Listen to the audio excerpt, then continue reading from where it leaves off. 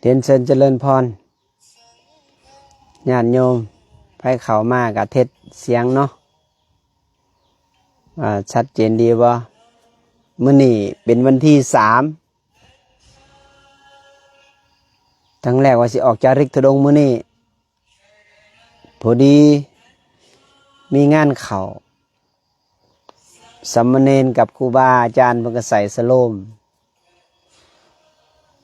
ก็เลยพักแล้วก็มีกิจนิมนต์น้อยนึงงานไปห่วมงานกับพระอาจารย์อยู่วัดดงนงขุนมื้อนี้ก็เลยเอาหับพ่อแม่ครูบาอาจารย์มาเพิ่มแนมแน่ประมาณ3รูปได้กัลยาณมิตรมาเพิ่มอีกต้องโมทนาสาธุนำพ่อแม่ครูบาอาจารย์ที่ยอมมาร่วมเส้นทางเนาะทุกองค์เด้อ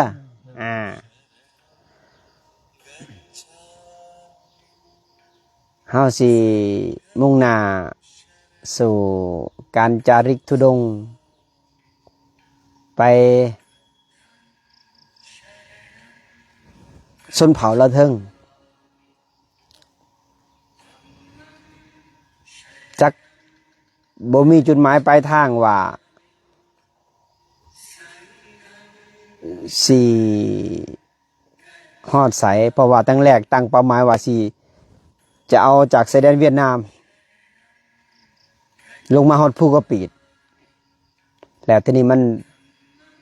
ผิดเป้าหมายมันต้องใช้งบประมาณเนาะแล้วทีนี้เฮาบ่มีงบประมาณเฮาก็เลยเอาตั้งหลักจากภูกระปีดเนี่ยไป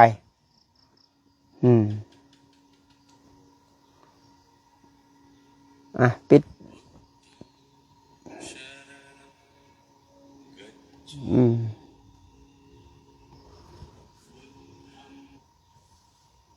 การเฮาออกจาริกธุดงค์นี่จากบ้านสู่บ้านจากเมืองสู่เมืองจากแข็งสู่แข็งจากบ้านสู่ป่าจากป่าสู่เขาจากภูมิลำเนาสู่ธรรมจากธรรมสู่ป่าซ่าเฮาไปเฮาอย่าหวังอย่างเด้อทุกคนอย่าหวังเด้ว่าเฮาอยากได้นั่นอยากได้นี่ไปเนี่ยไปเพื่อหยังรู้จักแล้วบ่เฮาไปเนี่ยไปเพื่อทำลายทิฏฐิมนะทำลายอัตตาตัวตนทำลายเพื่อความบ่อยากมีได้ไปเพื่อบ่ทิฏฐิอยู่ไปเพื่อเดินปัญญาไปเพื่อแสวงหาโมกขธรรมไปเพื่อละกิเลสตัณหาในจิตในใจที่มันผูกมัดเฮาทุกภพทุกชาติมันเป็นเหยื่อใหญ่ผูกเฮามัดเฮาตลอดได้มัดแล้วบ่วงพญามารก็คือเงินทองอยู่สุขสบายกิเลสมันบ่อยากไปไสกินแล้วก็นอนเสวยสุขมันก็นอนกินแล้วก็เท่ากับมาถมแล้วก็มันก็เป็นเสือกผูกมัดเฮาก็ไปไสบ่ได้นี่แหละเฮาไปนี่ไปจาริกธุดงค์ไปเรื่อยๆไปบ้านนี่เบิ่งบ้านนี่ว่าเป็นหยังไปบ้านนั่นเป็นหยังไปมงที่ว่ามันมืดมันมนไปมงที่ว่ามันบ่เคยใส่บาตรบ่เคยเห็นผ้าเหลือง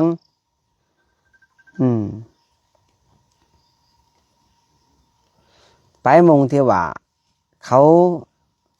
ยังบ่เคยพบยังบ่เคยพอผ้าเหลืองแต่ก็มีอยู่ส่วนน้อยเนาะทางชนเผ่าละเทิงเขาก็มีอยู่แต่ว่ามันน้อยเหลือเกินเปรียบเสมือนกับคือเฮาไปแต่ละครั้งนะไปเขาเห็นผ้าเหลืองนี่เขาเห็นครูบาอาจารย์นี่เขาห้องใส่เขาน้อยอยากใส่บาตร เมื่อใส่บาตรพืชน้ำตาเขาไหลเขาไหายเขาซึกสะอื่นเขาบ่เคยใส่บาตรและเขาได้ใส่แล้วเขาปิติเขาเกิดอ่ะเขาไหายอ่ะเปรียบเสมือนกับคนที่จะใกล้สิตายแหละนะเปรียบกับดอกไม้กกไม้เนี่ยมันเจออากาศเนาะร้อนหลายน้ำบ่เคยลดมันจักเถื่อมันก็สิเหี่ยวเฉามันก็สิตายดอกไม้มันก็สิหล่นลงมาพอเจอน้ำไปหดมันก็เคี้ยวงามขึ้นมาอีกรอบหนึ่งคนเฮาคือกันมันเฉามันมองเอาธรรมะไปลดจิตลดใจเขามันก็เบิกบานอีกรอบหนึ่งมันก็สู่เขาสู่ศีลสู่ธรรมตัวนี้แหละเฮาถึงว่าจาริกธุดงค์จากบ้านสู่บ้านจากเมืองสู่เมืองจากป่าสู่ป่าเข้าไปโดยบ่มีเป้าหมายมีสิ่งเดียวคือละกิเลสในจิตในใจตัณหาในหัวใจเนี่ยเป็นเครื่องผูกมัดเขาทุกภพทุกชาติเลยเหตุของมันคือตัณหาที่เขาเกิดมาแล้วเป็นหยังเขาถึงทุกภพทุกชาติย้อนหยังย้อนตัณหาอย่างเดียวถ้าเขาบ่มีตัณหาทุกสิ่งทุกอย่างเขาบ่ถูกได้เขาพิจารณาดีๆตัณหามันคือหยังเขาพิจารณาหลดถ้าเกิดว่าเขาไปละตัณหาเนี่ยได้นะทุกสิ่งทุกอย่างความทุกข์เขาก็สิหมดไปอย่าสู่หวังนี่ไปหวังนั่นหวังนี่คันหวังแหละคันอยากแล้วไม่ต้องไปเขาไปเพื่อละเพื่อปล่อยเพื่อว่างเสื่อฟังไปเพื่อเขาทำลายทิฏฐิทำลายทิฏฐิคือทำลายคือการเขาบ่ตอบโต้คือบ่เถียงเนี่ยคือไปทำลายตัวนี้ได้คันไปเขาเถียงอัตตามันก็จะสูงขึ้นมันก็จะเพิ่มขึ้นอัตตาคือความบ่ยอมบ่ยอมเลยแต่มันเถียงอะไรที่สงครามมันเกิดอะไรจากไหนบ้างนี่มีแต่ความเสียหายอัตตามันบ่ยอมลงเด้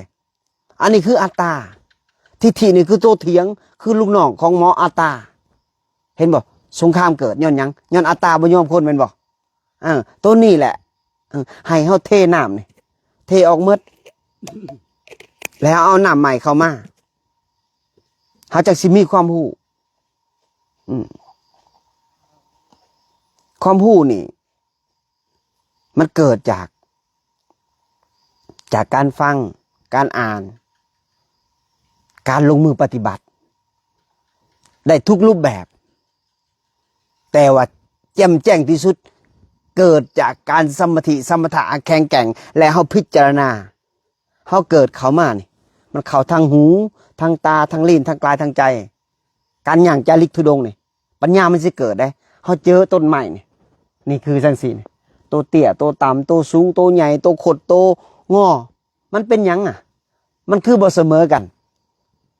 เขาพิจารณาเราเด้อแม่นบ่มันเป็นย้อนหยังย้อนมันบ่เถียงแม่นบ่มันถึงบ่เสมอกันแม่นบ่อันนี้คือกันเฮาไปบ้านนี่เฮาพิจารณาโอ้ผู้นี้เป็นจังซี่ผู้ถูกผู้รวยผู้หังผู้มีแต่สุดท้ายมาเขาอยู่มุมเดียวกันหมดคือต้องตายแต่ก่อนเฮาสิตายในเด้อบัดนี้เฮาสิเฮ็ดจังได๋เฮาสิเอาหยังไปนำได้พ่อแม่ป้าให้ป้าหน้าป้างัวป้าควายป้าสมบัติทั้งโลกไว้เกิดมาเฮาได้ใส่กันทุกคนแต่เฮาเอาไปนำบ่ได้นี่เฮาพิจารณาเบิ่งเป็นหยังคือเธอเอาไปบ่ได้ย้อนหยังย้อนมันเป็นสมบัติทางโลกสมบัติทางโลกเอาไปนำบ่ได้แต่คนที่มีสติปัญญาเอาธรรมะเข้าสู่จิตสู่ใจฟังแล้วให้หับคู่ว่าบาปบุญคุณโทษมันมีจริงแล้วเฮาตั้งจิตอธิษฐานรักษาศีลบำเพ็ญเพียรภาวนาให้เกิดสติเกิดปัญญาให้เฮาฟังอริยสัพตัวเองไว้ในพระพุทธศาสนามันจะติดตัวเฮาไปทุกภพทุกชาติผู้ใดฟังแล้วมีสติปัญญาผู้นั้นเป็นผู้บ่ประมาทคันฟังแล้ว ไปข่มผู้อื่นว่าเฮาดีกว่าผู้อื่นฟังแล้วเฮาไปตำหนิตีเตียนผู้อื่นผู้นั้นเป็นแค่คนพาลถ้าเกิดเฮาหู้แจ่มแจ้งแล้วเฮาทำลายอัตตาทิฏฐิตัวเองได้ลงได้หลายที่สุดยิ่งดีทำลายเบิ่งตัวเองการย่างจาริกเนี่ยทุดงเนี่ยเบิ่งตัวเองได้หลายบ่เบิ่งผู้อื่นบ่เว้าผู้อื่นนะผู้นั้นเป็นนั่นเป็นนี่บ่เว้าเบิ่งตัวเองมันเกิดขึ้นเวลามันอยากหายเนี่ยเฮาย่างนำกันเนี่ยหลายองค์เนี่ยเสียงกระทบเนี่ยมันต้องมีเสียงปล่อยเสียงด่ามันต้องมีเฮาเบิ่งตัวเองพอเฮาไปเฮียนหู้เด้หมู่เว้าบ่นี่โอ้ว่าเขาฮู้คันเฮาบ่รับเฮาจะบ่เจ็บได้คันเฮารับว่าปุ๊บโมโมนี่เว้าให้เฮาเจ็บเลยเจ็บจี๊ดขึ้นมาเลยอัตตามันก็หัวใจมันก็เต้นขามันสั่นเด้ปากมันคันงึบๆเลยมันสิใส่อะไรมันบอกนี่เฮารับว่าเฮายึดเด้ว่าโตของเฮาเฮายึดโตของเฮาล่ะตอนนี้เฮาบ่พอใจแล้วมันเป็นทุกข์แล้วบัดนี้ทุกข์ไผทุกข์แล้วบัดนี้จิตมันเป็นผู้ทุกข์เพราะฉะนั้นเฮาการย่างจาริกธุดงค์เนี่ยเฮาไปฝึกจิตฝึกใจฝึกปล่อยวางเลยละขึ้นมากันละอานิจจังอย่างเดียวโอ้จะไหนเฮาสุขเองเฮาสุขแบบเฮาปล่อยวางได้นะคือการเฮาขันติอดทนไผเว้ายังมากโอ้บ่ได้เว้าตัวตนเฮาบ่เจ็บสักอย่างเนี่ยโอ้ยผู้นั้นน่ะเหตุหัวใจเหมือนกับเป็นดินเด้เหตุหัวใจเป็นดินเหตุหัวใจเป็นน้ำคือน้ำจิตน้ำใจเฮาให้อภัยบ่แบ่งส่วนสันวรรณะให้อภัยให้ผู้นี้แบ่งผู้นี้กินแบ่งผู้นี้กินตัวนี้ประเสริฐสูงสุดเหตุหัวใจคือเป็นลมมันผัดมากก็เย็นบ่เกาะมุงใดถ้าจะไปเกาะนะมันก็เป็นขี้ฝุ่นมันบ่เป็นฝุ่นแล้วมันก็เจ็บมันบอกให้กู้เนี่ยเจ็บบ่เป็นควันไฟคือกันมันปิ้วไปปุ๊บมันไม่ได้เกาะมุงใดเด้มันก็เลยนี่แหละวิธีเขาปล่อยวางเฮ็ดไปบ่แม่นว่าเฮาไปย่างจาริกธุดงค์ไปจุ่มกันเว้ากันว่าพื้นผู้นั้นว่าพื้นผู้นี้อังซั่นเฮาบ่เอาเฮาบ่แม่นนักภาวนาเด้เป็นซั่นเด้อันนั้นมันหนักอันยังถ้าเกิดว่าหนักเว้าขวัญกันก็บ่แตกต่างกับคนที่บ่มีศีลบ่มีธรรมคือคำเทศคือกันเทศมันตามหัวใจเด้แม่นตัวแล้วเฮายึดว่าเทศใส่เฮาแม่นบ่แล้วมันก็เจ็บเจ็บมันก็สิเพ้อๆนี่ย่างบ่สุดเส้นเด้ แม่นล่ะว่าแต่ที่จริงเพิ่นเทศธรรมะแต่เฮาไปยึดว่ามันเทศใส่เฮานี่นะที่จริงตัวตนเฮาบ่ได้แม่นตัวตนของเฮาอยู่แล้วเฮาเกิดมาแต่โตเฮาตายก็ตายแต่โตทุกสิ่งทุกอย่างเฮาเอาไปยังบ่ได้เฮาไปมาเพื่อหยังเพื่อเฮาลดละทิฏฐิมานะอัตตาตัวตนไปเพื่อทำลายมันไปปุ๊บจิตใจเฮาก็ว่างเปล่าบ่มีหยังของค่าในจิตในใจเฮาพวกราคะโทสะโมหะบ่มีหยังเลยมันจิตใจเฮาจะผ่องใสขึ้นโอ้จะมีความสุขเฮาลองเฮ็ดเบิ่งโลดคันเกิดว่าเฮาบ่นิ่งนะเมื่อบ่นิ่งเวลาเจอคำคนเว้ามาเฮาก็สิออกซ้ายออกขวาออกหอนออกล้นแน่เฮาบ่เคยพิจารณาตัวเองเด้พิจเบิ่งจิตเบิ่งใจตัวเองเบิ่งอันใดเบิ่งลมเห็นลมคันเห็นลมดุๆนะโตเฮานี่จะเบาวังเลยเห็นลมถ้ามีลมเฮาก็สิบ่มีความคิดถ้ามีความคิดเฮาก็สิบ่มีลมโตเฮาสิหนักลงเวลาเฮาภาวนาเนี่ยเวลาเฮาย่างกันเฮาเบิ่งความสัมผัสถ้าเกิดเฮาเพลิดเพลินเฮาก็สิเตะต่อใหม่จะเตะก้อนหินใหญ่ถ้าเฮามีสติเวลามันยกขึ้นวางลงยกขึ้นแล้วมันจะมีความรู้สึกเจ็บๆปวดๆเฮาเบิ่งเฮามีสติ สมถะเขาจะแข็งขึ้นได้บ่นี่จะแข็งขึ้นเวลาเขานั่งนี่มันจะนิ่งมันจะดึงขึ้นมาเองเลยดึงนิ่งปุ๊บมันจะบ่เองสายบ่เองขวามันจะบ่งอบางคนมันจะนั่งปุ๊บเห็นความเกิดดับเกิดดับเกิดดับเกิดดับเห็นมันก็หายไปเห็นมันก็หายไปเกิดดับเกิดดับอยู่นี่มันจะแข็งขึ้นแข็งขึ้นเวลามันไปตัดพุ่นมันไปตัดความคิดพอ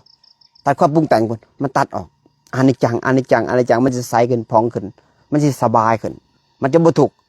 ทุกๆเรื่องสิ่งใดที่เกิดขึ้นกับมันทางหูทางตาทางลิ้นทางกายทางใจมันจะบ่ทุกข์เลยตัวนี้ให้เฮาพิจารณาเฮาไปธุดงค์บ่ให้สูญเปล่าไปต้องมีหยังให้มันได้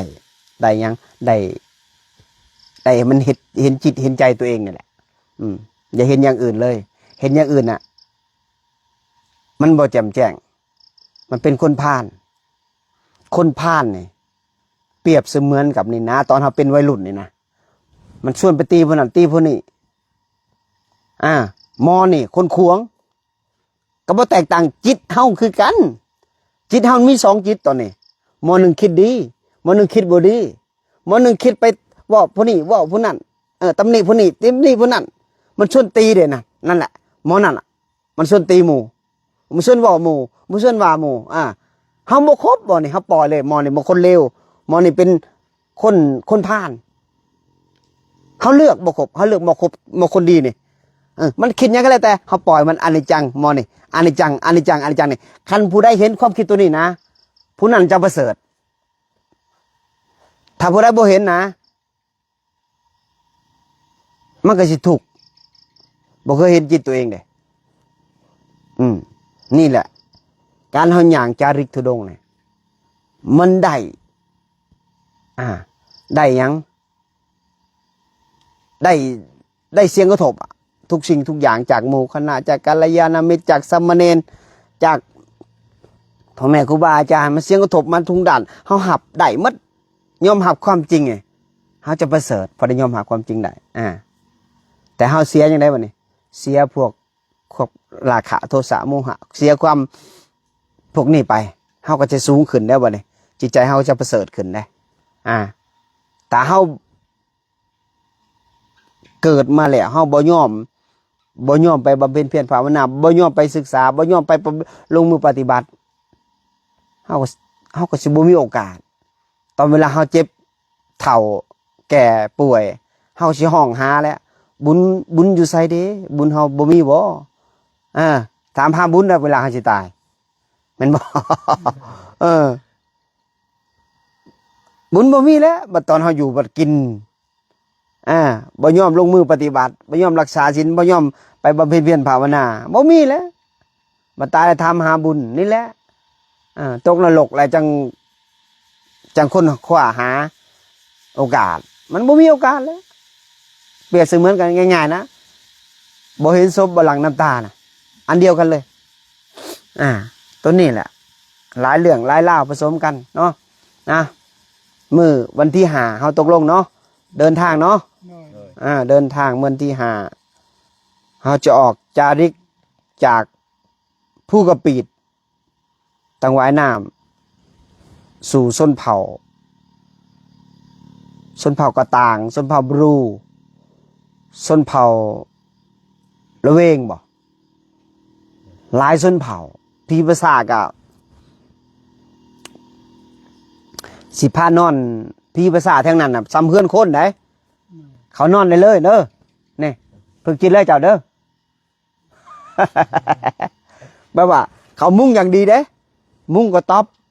มีบางทีก็มีรถถีบบางทีก็มีปืนบางทีก็มีหมอไม่ยังขอให้คนตายนะมีถ้วยไม่ยังเฮาไปต้มไปพิจารณาได้เด้อเพราะว่าของเขาถิ่มแล้วเฮาบางสกุลเอาได้บ่เป็นหยังสิ่งพวกนี้เพราะว่าเฮาไปทำลายหยังทำลายความเสื่อทำลายพวกอวิชชาที่ปิดหูปิดตาประเภทนี้เนี่ยปิดเขาเข้าใจบ่เฮาไปเทศธรรมะเอาธรรมะไปสู่จิตสู่ใจเขาไปสอนเขาไปบอกเขาไปแนะนำเขา เพราะว่าเขาเห็นบาปหลายเห็นบอกเวลาเขาขางัวขาควายระเปิบนะ30 โตคือแม่ใหญ่อยู่เมืองนั่นแล้วว่าลูกเอ้ยเขาน้อยนี่บ่ได้เขาน้อยค่อยนี่ค่อยเฮ็ดบุญคู่ปีค่อยฆ่าควายปีหนึ่ง20 โตเลี้ยงหมดบ้านเลยแล้วว่ะป้าตัวเจ้าของว่าบุญเจ้าแบบใดกินระเบิบแล้วว่ะก็เลยบอกแล้วระเบิบตัวนั้นขาควายนี่นะเจ้าเฮ็ดบาปได้มาไงแต่ละปีเนี่ยบาปจังได้คนเลยมีบุญแล้วอ่ะขายคนกินคอยมีบุญบุญที่แท้จริงอันคือการบ่มีการตายเกิดขึ้นสอนเรานะนั่งคุยกันเป็นเกือบ40 นาทีก็ทั้งแรกกับฟัง2 คนเอาไปเอามารถเต็มหมดอันนั้นมุงหันเกือบ40-50 คนโอ้บัดสิไปละปีหน้ามาอีกเด้อนะเพิ่นว่าได้เพิ่นได้ฟังเข้าใจเด้เห็นบ่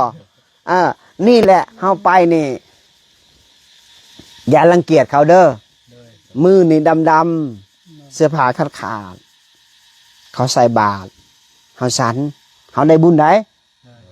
ให้โอกาสเขาเด้เขาบ่เคยใส่บาตร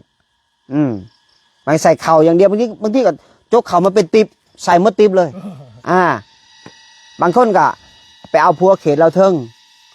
เขาบ่เคยเห็นผ้าเขาเห็นผ้าเขาอยากใส่ได้บ่เนี่ยเขาดีใจเห็นผ้ามานี่แหละเฮาบ่ต้องถือโตถือตนไผบ่ถือโตถือตนนั่นมีหยังก็สันไปอดแหน่อิ่มแหน่ก็บ่เป็นหยังพอเฮาบ่มีแบกข้างหลังเด้เข้าใจบ่เฮาไปตายดำหน้าเด้ไปจาริกทุดงค์ครั้งนี้เด้อทุกครั้งที่ครูบาไปนี่มันบ่มีโรงครัวไปตามก้นไปตามหลังบินได้ก็คือได้สันบินบ่ได้ก็คือได้อดได้อันนี้คือไปเก่าได้เห็นบ่ทุกคนจะได้ว่าโอ้ยขน้อยหิวขน้อยบ่ไหวแล้วให้อดทนเด้อคันหิวแห้งๆน้ำขวดหนึ่งหล่องลงไปน้ำบ่มีก็ต้มน้ำห้วยน้ำหองหั่นแหละมงใดมีขี้เหงื่อเฮาก็บ่เอามงใดบ่มีใสๆเฮาจังเอาปีกายนี่ยะป๋องไปเอาน้ำห้วยแล้วก็อันมากินแล้วอันยังก็ถุงแฟมเฟิร์สไหลตามน้ำนะกูว่ากันตอนประมาณ4 โมงก็เด็กน้อยนี่แหละนวดให้โอ้วินหัวขนาดมันจะเป็นยังเกิดขึ้นน่ะนั่งสมาธิก็บ่อยู่ล่ะส่วนโอ้หนักนอนกลางห้วยฝนตกมาไหลมาโอ้ยทรมานสุดๆลำบากเด้อความลำบากนี่แหละเหตุให้เฮาได้อดทน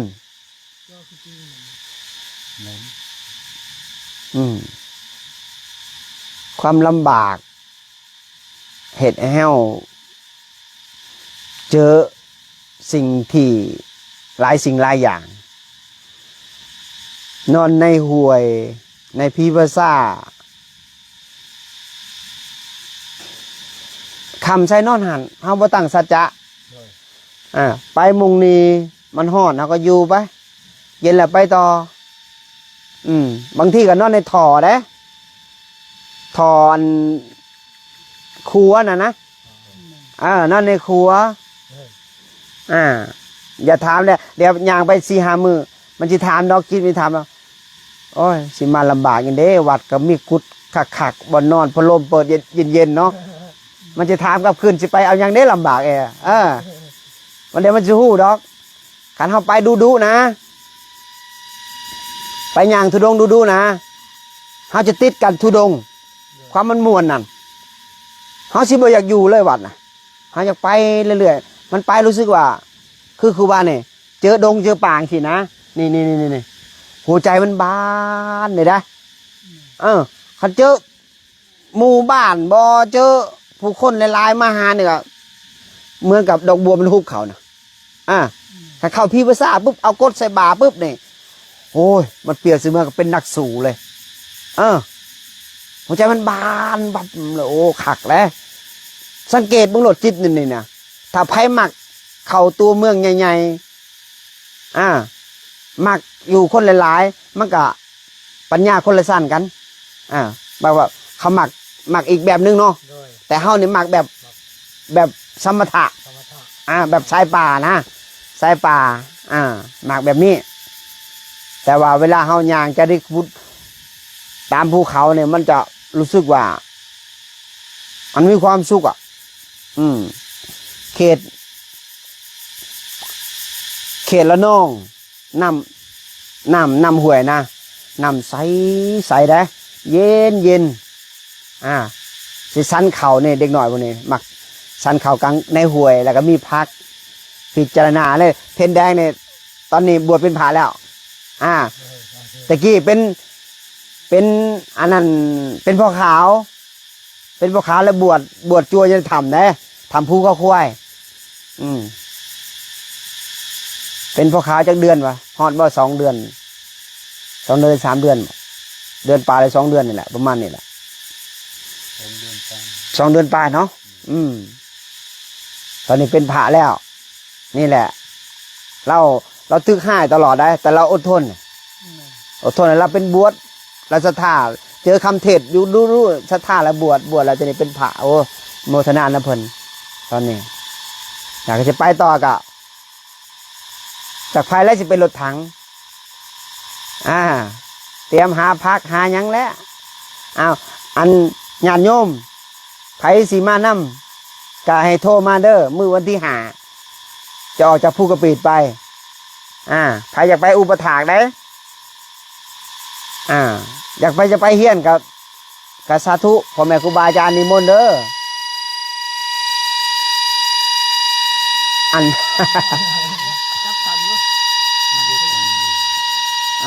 โอ้ไปก่อนลูกเทศธรรมะอยู่อันแม่งจันมันหลายเนาะจันใหญ่เนาะฝนตกเห็ดปวกกระสิออกมืออื่นมือฮื้อนี่เขาจะได้กินอยู่บ่เห็ดปวกนี่เห็ดปวกเห็ดหยังหลายสิ่งหลายอย่างโอ้ยภูกระปิดนี่เขตนี่มีแต่เห็ดปวกมัดทางพุ่นมันออกได้ดอก2 ดอกผักบวกผักหวานญาติโยมนักภาวนาพยักเรียนเชิญเจริญพรพยักไปน้ำก็แชทมาบอกโทรมาบอกแต่ให้ไปนี่ต้องทิมกันเด้อของเก่าเด้อถ้าบ่ทิมนะยามากะยามันสิอย่างบ่สุดเส้นเพราะว่าของลงมือตัวจริงกับอันนั้นมันบ่คือกันเนาะต้องเข้าใจกันพ่อแม่ครูบาอาจารย์สามเณรน้อยนิมนต์เด้อเขาหน่อยถ้าใครอยากร่วมเส้นทางจากภูกระปิดไปสู่ชนเผ่าสีฮอดชายแดนเวียดนามบ่รุ่นเบิงเพราะว่าทั้งแรกจะไปขึ้นจากเวียดนามลงมาเฮาบ่มีปัจจัยเนาะมันต้องใส่ขาเติมน้ำมันหลายอย่างน้อยๆก็5 ล้านเนาะ5 ล้านแล้วที่นี่ขาดซูเปอร์รถอีกเด้เฮาย่างแต่นี่ไปดีกว่าเนาะตกลงกันไว้เฮาจะบ่ได้เสียงบประมาณเนาะเฮาย่างไปคำใส่นอนหันมีก็กินบ่มีก็อดเนาะเพราะฉะนั้นโมทนาสาธุให้ตัวเองเนี่ยดังๆสาธุสาธุสาธุญาติโยมใครอยู่ทางบ้านใครอยากมีส่วนร่วมแห่งบุญจงโมทนาสาธุนำกันเด้อขอให้ญาติโยมผู้อุปถัมภ์อุปถากผู้ที่ติดตามผู้ที่ช่วยเหลือสนับสนุนมาตลอดที่ช่วยสร้างกุฏิสร้างวิลันธรรมสร้างศาลาลงธรรมสร้างทุกอย่างในภูกระปิดในจนแล้วก็นั่นเขียนเดี๋ยวกลับมาจากจาริกธุดงค์จังสิบอกข่าวดีอีกรอบหนึ่งสิถวายศาลาเนาะเพราะฉะนั้นขอให้ญาติโยมจงมีแต่ความสุขความเจริญมั่งมีสีสุขอย่าเจ็บอย่าจนทุกคนต้องเห็นธรรมด้วยเถิดสาธุสาธุไปกรีดย่างเวียด แล้วหลักยางเหยียดบาปบ่กันหน่อย ก็เม่นก็เม่น อันเรื่องบาปมันบาปแต่เฮามีสติเด้เฮาฮู้ว่าบาปแล้วเด้ก็บ่เป็นหยังบาปแล้วก็ฮู้ว่าบาปแล้วเฮาบ่เฮ็ดอีกต่อไปเฮาหยุดบาปนี่ถ้าเกิดเฮาหยุดแล้วมันก็สิบ่เวียนต่อถ้าเกิดเฮาไปต่อมันก็ไปต่อบาปถ้าเฮาหยุดแล้วคือเฮาหยุดเลยเฮาบ่เฮ็ดต่ออีกบาปมันก็อยู่หันมันบ่ส่งผลต่อไปเฮามีแต่เฮารักษาศีลต่อไปห้ามลักห้ามขโมยห้ามเอาของผู้อื่นเป็นของตัวเองห้ามตัวห้ามขาดสติกินสุรามีเมายาเสพติดทั้งหลายทั้งปวงเนาะห้ามฆ่าสัตว์ตัดชีวิตมันก็เป็นบาปรักษาจิตรักษาใจนี่แหละคือรักษาศาสนาบอกดีคิดดีก็ทำดีฮะ ไทยนี่แหละ มีแต่คนไทยสมบูรณ์ ไทยลาวคนกัน ปนกันเนาะญาติโยมอยู่เมืองไทยก็โมทนาสาธุนำเด้อบัญชีของครูบาอยู่เมืองไทยบ่มีตอนนี้ของครูบาค่ำเวลาเพิ่นปิดแล้วเด้อจะพาโอนเด้อญาติโยมเด้อบอกญาติโยมบอกต่อๆกันเนาะติดตามวันที่5จะออกจาริกธุดงค์จากเขาสู่บ้านจากบ้านสู่ป่าจากป่าสู่ภูเขาจากภูเขาสู่ปราสาทไปเรื่อยๆตามชนเผ่าละเทิงชนเผ่านี่นะเขาเอิ้นว่าที่ภาษาชนเผ่าละเทิงในเขตสุดๆไปเยี่ยมไปยามเบิงไปฝึกจิตฝึกใจฝึกตนและคนอื่นต่างคนต่างฝึกกันเนาะ โดย ต่างคนต่างได้ประสบการณ์นำกันเนาะ โดย สาธุ สาธุ